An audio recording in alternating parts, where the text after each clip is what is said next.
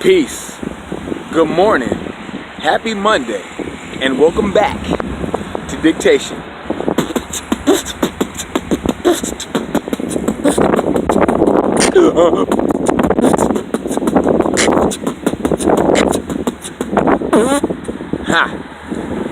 So this morning, I was on my way to work and I seen a man pushing a stroller.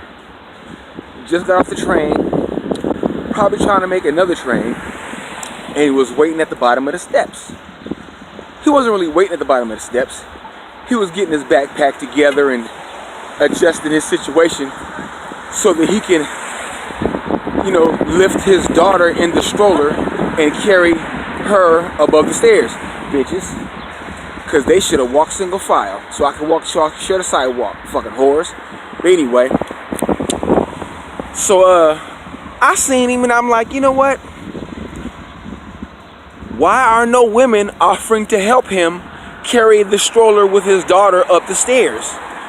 Kind of like if a woman had a stroller with a child in it and they would expect a man. And I've seen women, right, who had a child in a stroller and were trying to go up the stairs and they were standing around waiting for men.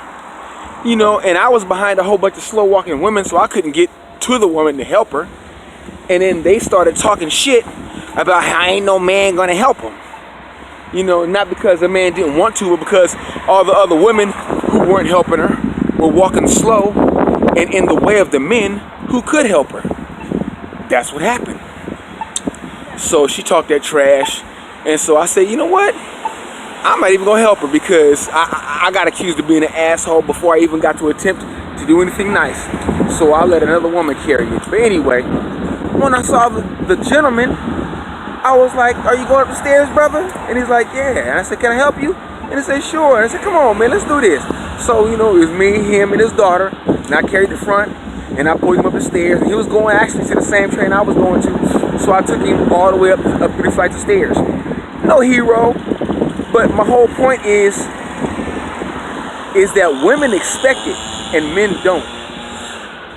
And when women don't get what they expect, they throw a fit and have a tantrum. When a man doesn't, well, he's like, I didn't expect help anyway, so, and that's why I wanted to help him, because he wasn't expecting it. Because he didn't look for it.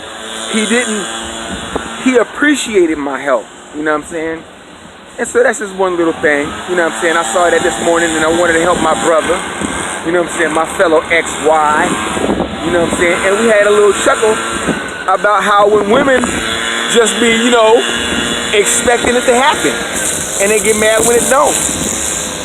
We enjoyed discussing that double standard, But inshallah, it'll be a blessing. And him and the chick, him and his daughter will get to where they're going safely. And, hopefully a woman saw me help the man and got pissed off. That would definitely make me feel special. So anyway, I've been away for a little while, almost 30 days, and a lot has happened. Conor McGregor lost to Floyd Mayweather, and I owe about 350, 400 push-ups to various people on the internet. So I'm going to be paying up this week. And then I guess a white woman got killed protesting against racist white men in Southern Carolina. And that's sad. That's really, really sad. And not sad from the perspective of she shouldn't have been killed, but sad from the perspective of what the hell was she doing protesting against these dudes? I understand, people who don't dig racism. I don't dig racism either.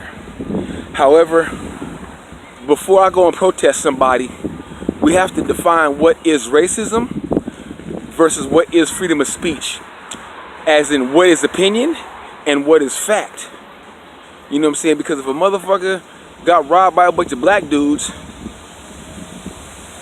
and he says niggers steal, I mean, it sounds racist, but he might have a point. Let's reverse it. If a black dude got robbed by a whole bunch of white dudes and said crack or steal, it might sound racist, but he might have a point. So there's a context that needs to be included in all of these words and phrases and dialogue. Thank you, sir. And everything like that. You know, and I don't want to jump in because it's not like, you know, when you go to a funeral or a wedding and you sign the guest book so that the bride and groom or the family of the deceased will know who all attended, and if they would like to send thank you cards or whatever, they can do so. I don't think the rally, you know, was like that. I don't think there was a guest book that said if you were a Ku Klux Klan member or a skinhead or a neo-Nazi or a old school Nazi or a, you know, because whenever they go to Black Lives Matter rallies, they don't have a guest book for people to sign to say if you're a member of the Nation of Islam, Hebrew Israelites, 5%er, Black Panther, etc. You know, so just like it's silly on one hand, to me it's silly on the other hand because I look at things objectively, or I think I try to.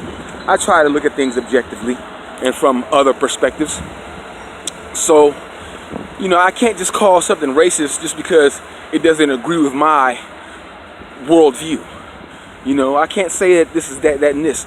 And then the last thing I want to say about the anti-protest rally, because to me that's just silly. I'm from Southern California. Let's say I was a Blood. And let's say that there was some Crips. And let's say that I knew that these Crips were going to have a Cripnic. That's when Crips have a picnic and all the Crips get together and they do their little Crip dances and, you know what I'm saying, and wear their Crip colors and throw their Crip signs and say their Crip words. You know, and so let's say we found out about it. Yeah, man. Yeah, those Crips are over there at the park having a Cripnic. Let's go over there to their Cripnic and say blood things across the street. Now, we know that from the Bloods and the Crips that is going to be violence in a bottle.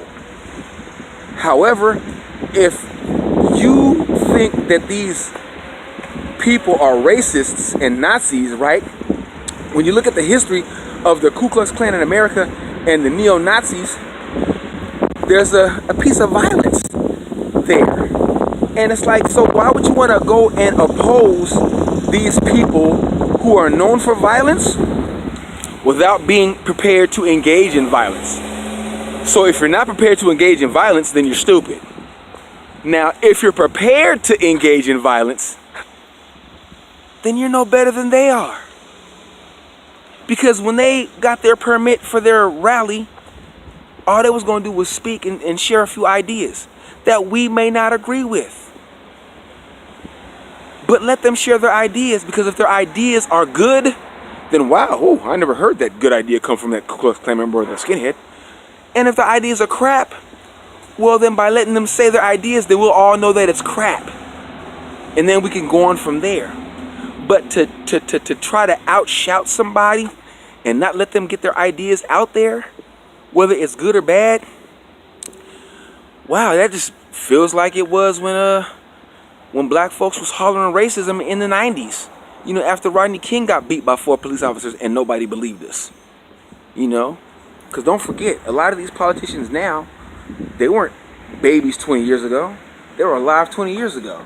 So they knew, they saw the video. They knew that Rodney was innocent and unarmed.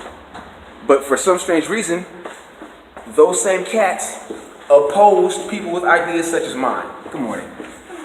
And so when I look at that, I'm like, so now that history is changing in such a way where you have to acknowledge that that was bad 25 years ago?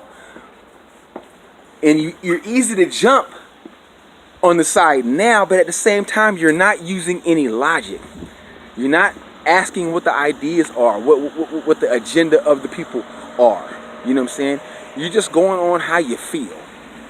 And I understand, you know, do what you feel, you know, but a lot of people can't change the direction of their life based on feelings, you know. So back to this Cripnic. How stupid would a bunch of Bloods have to be to go to a Cripnic and yell anti-Crip slogans across the street and not expect violence.